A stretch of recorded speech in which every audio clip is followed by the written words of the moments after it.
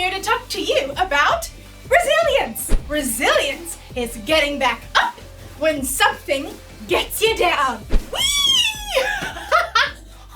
So, if you get knocked down in this obstacle course I call life, you can bounce back. That's why I'm bouncing here today, so I can show you that it's possible to keep on bouncing no matter what life throws at you.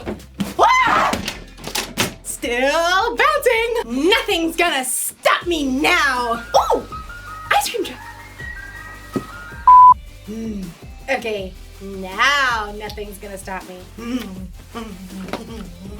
Oh wait, I need this for balance. Oh no. Oh no. Okay, wait, no. Whoa! Okay. No more distractions. No more mistakes. I am in it for the long haul for sure this time. Nothing's gonna keep me from bouncing.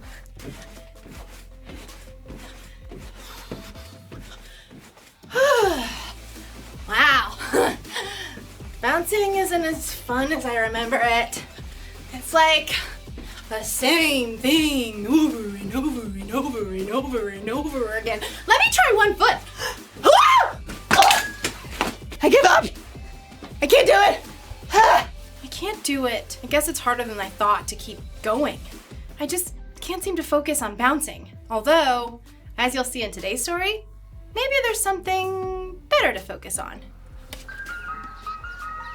No. Focus. See you in a bit. The Bible. It's 66 books of history, stories, letters, and poetry that fit together to form God's one big story. The epic adventure of how He created us and loves us so much that He made a way to rescue us. As we travel through the Bible, from Genesis to Revelation, we discover people who met God and found their lives changed forever. Inspired by the book of Hebrews, chapter 12, verses 1 through 3. Allie shoved her swimsuit into the bag along with the towel. Where are my goggles? Mom was trying to hold Allie's younger brother, Jack, as she wrestled shoes onto his feet. Check the laundry room. You dumped your swim bag there. Dumped your swim bag there. Dumped your swim bag there. I get it already. Allie. I know, Mom. It's just what Jack does. Dumped your swim bag there. Allie bit her lip to keep from snapping back and ran to the laundry room. It was her biggest swim meet of the season, but Dad was on a business trip and Mom had snagged some big appointment for Jack with some new doctor. Grandpa will be here in 2 minutes to pick you up. I'm putting Jack in the car. Good luck with that. Allie snagged her goggles and threw them in her bag. Of course, Jack was melting down again. This new doctor's appointment wasn't part of his regular routine. No one cares about my routine. Allie lugged her swim bag out the door to see Grandpa's beat-up Jeep behind Mom's minivan. Mom was trying to strap Jack into his seat, but he was flailing and flapping his hands. Rex, Rex, Rex, Rex, Rex, Rex, Rex, Rex. Rex Rex was one of Jack's gazillion toy dinosaurs. He spent hours lining them up and he could recite all of their names, pterodactyl, ichthyosaurus, and yet he couldn't manage a simple hello. Allie, could you run back in and grab Rex Rex? No, wait, I'll do it. I've got to lock the door. Mom flew past Allie on her way back in and planted a kiss on her cheek. You'll do great at the meet, sweetie. I love you. Allie waved goodbye to Jack as she passed the van, but he wasn't paying attention. Sighing, she hopped into the Jeep beside Grandpa. Hi, Papa. Hi, Angelfish. All ready to swim? I guess. Allie's mom tore out of the house, carrying Rex Rex, rawr, and made a beeline for the minivan, calling out to Grandpa and Allie. Thanks so much for doing this. It all happened last minute. Grandpa and Allie waved goodbye, and the Jeep backed out. You doing okay? Yeah. Who's this fancy doctor? I don't know. He's some autism expert, and there's usually like a 6-month wait to see him, but Mom got a call an hour ago to come. Well, that's good for Jack, right? Is it? I mean, he's already going to speech therapy and occupational therapy and play therapy, and I thought he was supposed to get better or something. But they did that big evaluation thing last month, and now Mom says Jack has autism. and it doesn't get better. It's just the way you are. Well, that sure is a lot to think about.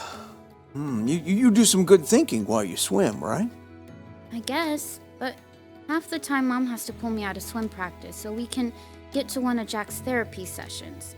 And she's already said if I swim this summer, I'm gonna have to miss a bunch. Sometimes I want my brother to be different.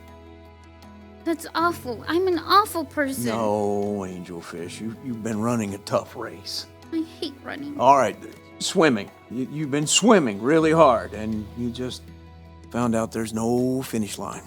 You're not really talking about swimming, are you? I always said you were the brightest fish in the barrel. Papa. I know it feels like your parents spend all their time and attention on Jack. I guess we all hope that could change, but now it looks like change is going to be more of a 10,000 meter swim instead of a 50-meter sprint. Allie sighed and glanced up at the sparkling blue pool as they pulled into the parking lot of the Y. I'm just tired of it. I want a brother who likes to be hugged and play games and doesn't draw attention when he comes to my swim meets. It would be easier to quit swimming. They both stared at the neatly marked lanes in the pool. You got a minute before you need to be out there? Yeah, I think. What you're facing isn't fair, but everyone's story is different. Everyone has their own 10,000 meter swim, and there's only one way to stick it out. Extra practice? Well, that helps for sure, but I'm thinking about the Jesus kind. Can I read you a couple of verses? You're going to anyway. Grandpa tapped on his phone. Aha! Hebrews chapter 12. Let us keep on running the race marked out for us. Let us keep looking to Jesus. He is the one who started this journey of faith, and He is the one who completes it. He paid no attention to the shame of the cross. He suffered there because of the joy He was looking forward to. Then He sat down at the right hand of the throne of God. He made it through these attacks by sinners, so think about Him. You won't get tired. You won't lose hope. I never thought about all that stuff Jesus went through, like running a hard race. You think He swam too? Didn't need to, 'cause He could walk on water. Jesus paved the way for us. Even when we're tired and we mess up, and we know we can get back up and keep going because we're loved and forgiven no matter what. I love swimming. I really don't want to stop. Good. Let's get you in that pool, Angelfish. Allie smiled and hopped out of the Jeep. She found she felt a little bit lighter. Light enough to swim extra hard. Light enough to finish her final swim of the afternoon with a personal record. Amazing swim, Allie. Swim, Allie, swim, Allie, swim, Allie.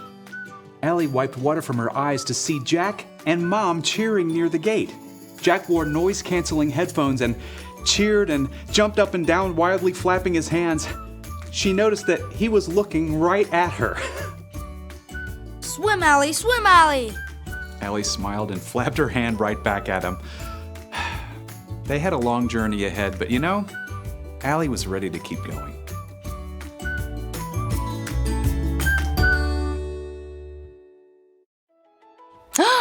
Sometimes life isn't easy. You can get distracted by things that don't matter. Sometimes things you don't expect make you stumble. And then there are times you make choices that just aren't wise. You want to keep going, but you can't seem to focus. That's why the writer of Hebrews wrote, "Let us keep looking to Jesus. He is the one who started this journey of faith, and He is the one who completes this journey of faith." Following Jesus can be like running an obstacle course. The goal is to obey God, to love God, and to love other people. You'll mess up along the way, you'll break the rules, you'll say and do things that aren't loving, you'll be selfish, but you can't let your mess up stop you from trying again. Remember, Jesus has already paid the price for all our sins, all our mess ups. When He died on the cross, He did that for you because that's how much He loves you. So whenever you feel like giving up, think of Jesus. The one thing to remember today is this: keep going because of what Jesus did for you.